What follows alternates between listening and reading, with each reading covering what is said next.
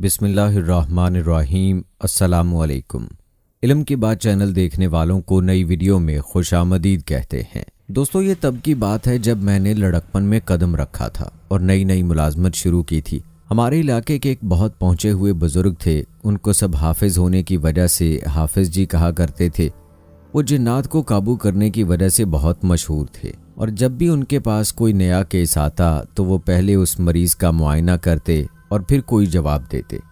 वक्त ज़ाय किए बगैर अब आते हैं असल कहानी की तरफ। उन दिनों मैं हाफिज जी का शागिर्द हुआ करता था। मुझे जिन्नात के मामलात से दिलचस्पी बहुत थी और मैं दलेर भी था, इसलिए हाफिज जी मुझे अपने साथ रखने पर रजामंद हो गए थे। मैं रोज़ाना काम से छुट्टी करने के बाद सीधा उनके पास पहुंच जाता और आधी रात को घर वापस आता था। इस दौरान मैंने उनसे बहुत कुछ समझा, उन्हें बहुत सारे अमलियात करते हुए भी देखा, मगर उन तमाम अमलियात में से एक अमल ऐसा भी है जो बहुत ख़तरनाक होता है। उसे हाज़रात का अमल कहते हैं। हाज़रात के अमल में आमिल उन जिन्नात की हाज़िरी करवाता है जो जिन किसी इंसान पर काबिज़ हों, चाहे वो कितना ही ज़िद्दी क्यों ना हो। हाज़रात के अमल से ज़ाहिर हो जाता है और फिर आमिल उससे अपनी मर्ज़ी के मुताबिक मालूमात भी हासिल कर लेता है। अपने घर पर मौजूद मौक्कलों से कुछ मामला तय कर रहे थे कि अचानक उनके घर के दरवाजे पर दस्तक हुई। कोई दरवाज़ा खटखटा रहा था। जाहिर है वो किसी ज़रूरी मसले पर अपने मौक्कलों से बात कर रहे थे, इसलिए वो दरवाज़ा नहीं खोल सकते थे। उनके बड़े बेटे ने दरवाज़ा खोला तो अपने घर के सामने एक खूबसूरत सी गाड़ी देखकर चौंक गया। क्योंकि हम गरीब इलाके में रहते थे और हमारे इलाके में लोगों के पास मुश्किल से मोटरसाइकिल हुआ करती थी, तो ये चौंकने वाली बात ही थी कि कोई इतनी महंगी गाड़ी लेकर हमारे मोहल्ले में आया।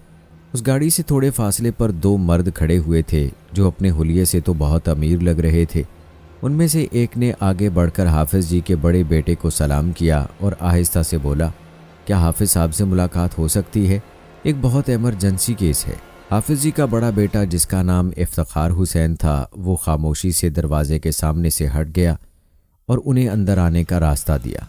जब वो अंदर आ गए तो वो उनके साथ एक तरफ चलता हुआ बोला, आप लोग बैठक में ही बैठे, अभी अब्बू कुछ मौकलात के साथ ज़रूरी मामला तय कर रहे हैं, वो मसरूफ़ हैं, जैसे ही फारिग होंगे हम आपको बुला लेंगे। वो लोग सोफ़ों पर बैठ गए और हाफिज साहब का इंतज़ार करने लगे। तकरीबन आधे घंटे बाद वो फारिग हुए। जब वो फारिग हो गए तो हाफिज साहब ने उन्हें अपने पास बुलाया। उनमें से बड़ी उम्र का मर्द हाफिज साहब के सामने सर झुकाकर बैठ गया। फिर उसने बहुत सोच कर कहा, हाफिज साहब, मैं आज आपके पास अपनी बीवी का मसला लेकर आया हूँ। खुदा के वास्ते उसकी ज़िंदगी बचा लीजिए। उस पर एक खबीस जिन आशिक हो गया है। वो किसी भी सूरत उसका पीछा छोड़ने के लिए तैयार नहीं। उसका कहना है कि वो मेरी बीवी को अपने साथ लेकर ही जाएगा। मेरी बीवी बहुत खूबसूरत है और वो जिन उसकी खूबसूरती पर आशिक हो गया है। वो उसके साथ ले जाने की ज़िद पर तुला हुआ है। मैंने अपने इस मसले का जिक्र अपने एक मुलाजिम से किया तो उसने मुझे आपका पता बताया। मैं बहुत उम्मीद से आया हूँ, खुदारा मेरी मदद कीजिए।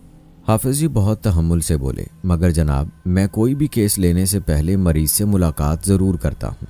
जब तक मैं मरीज़ से मुलाकात नहीं करूँगा तब तक मैं आपसे वादा नहीं कर सकता कि मैं आपकी बीवी का इलाज करूँगा या नहीं। वो अमीर आदमी जिसने अपना नाम मोहम्मद राशिद बताया था, वो हाफिज साहब की मिन्नतें करने लगा। हाफिज साहब, हम उसे यहाँ नहीं ला सकते, इसलिए तो हम लोग आपके पास खुद आए हैं, मालूम नहीं कैसे, मगर जब भी हम उसका इलाज करवाने या किसी आमिल के पास ले जाने की प्लानिंग करते हैं तो उसे इस बात की खबर हो जाती है और फिर वो अपनी जगह से भी नहीं हिलती। हम बहुत मजबूर होकर आपके पास आए हैं। अब आप कोई सूरत तलाश कीजिए, मगर हमें इनकार मत कीजिएगा। आपको मुंह मांगी रकम दी जाएगी। हाफिज साहब कुछ देर सोचते रहे, फिर संजीदगी से बोले, ठीक है, मैं आपके घर पहुंच जाऊंगा, मगर मेरी ये शर्त है कि मैं आपकी बीवी से मुलाकात करने के 10,000 लूँगा। अगर मंजूर है तो ठीक। वो आदमी जल्दी से बोला, मुझे कोई एतराज़ नहीं, आप कल आ जाइएगा। वहाँ से उठकर जाने लगा। फिर अचानक चौंक कर हाफिज साहब को देखा और बोला, मगर आपको मेरे घर का पता तो मालूम ही नहीं। हाफिज साहब ने कहा, मुझे मेरे मौक्कलों ने तुम्हारी हवेली का पता बता दिया है, अब जल्दी से जाओ यहाँ से। वो लोग वहाँ से चले गए। अगले दिन हाफिज साहब उनकी हवेली पहुँचे। हाफिज साहब की अजीब सी कैफियत हो रही थी। उन्हें खाना खाने के लिए पूछा गया तो उन्होंने साफ मना कर दिया। सख्त सर्दी में भी उन्हें पसीने आ रहे थे। उन्होंने उस औरत से मुलाकात की तो उन्हें समझ आ गया कि उन पर वो जिन क्यों काबिज था। वो औरत वाकई बहुत खूबसूरत थी और दौलत ने उसे मज़ीद खूबसूरत बना दिया था।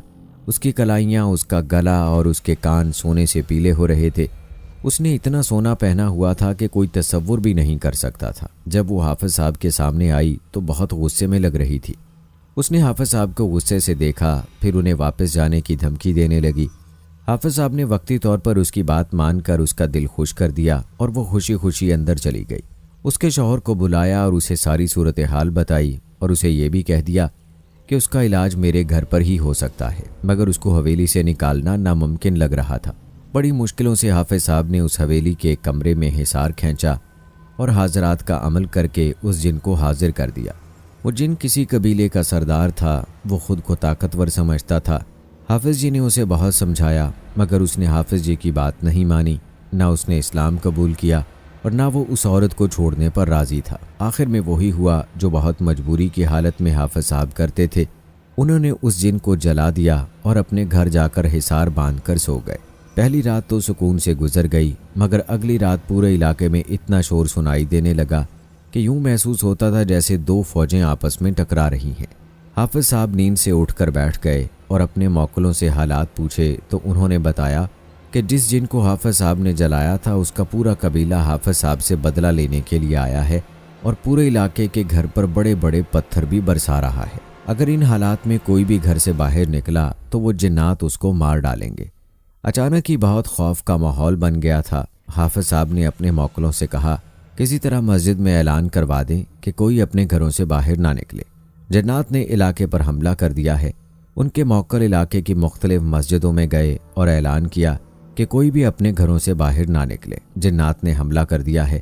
سب حافظ صاحب کو اچھی طرح جانتے تھے، اس لیے انہوں نے موکلوں کی بات پر یقین کر لیا۔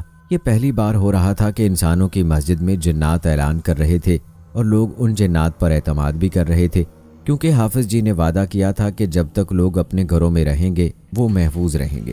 اس رات حافظ صاحب پوری رات پڑھائی کرتے رہے اور ہمارے علاقے کے 2 سیکٹر ایسے تھے جن پر وہ جنات قبیلہ حملہ آور تھا اور مسلسل لوگوں کے گھروں پر اور دروازوں پر پتھر برسا رہا تھا۔ میں نے وہ اعلان نہیں سنا تھا اور جتنے لوگوں نے وہ اعلان نہیں سنا تھا وہ سمجھ رہے تھے کہ اے سیکٹر والے بی سیکٹر والوں سے جھگڑ رہے ہیں اور بی سیکٹر والے اے سیکٹر والوں سے۔ وہ پوری رات حافظ صاحب نے کانٹوں پر گزاری اور مسلسل عمل کرتے رہے۔ یہ ان کی زندگی کا پہلا اتفاق تھا کہ انہوں نے ایک ہی رات میں جنات کا پورا قبیلہ جلا کر ختم کر دیا تھا۔ اگلے دن پورے علاقے میں راکھ کی بدبو پھیلی ہوئی تھی۔ اگر اس رات حافظ صاحب نہ ہوتے تو ہمارا پورا علاقہ اجڑ چکا ہوتا۔ انہوں نے جس طرح ہماری حفاظت کی، آج ہم ان کے انتقال کے بعد بھی یہی دعا کرتے ہیں کہ اللہ انہیں جنت الفردوس میں جگہ عطا فرمائے، آمین۔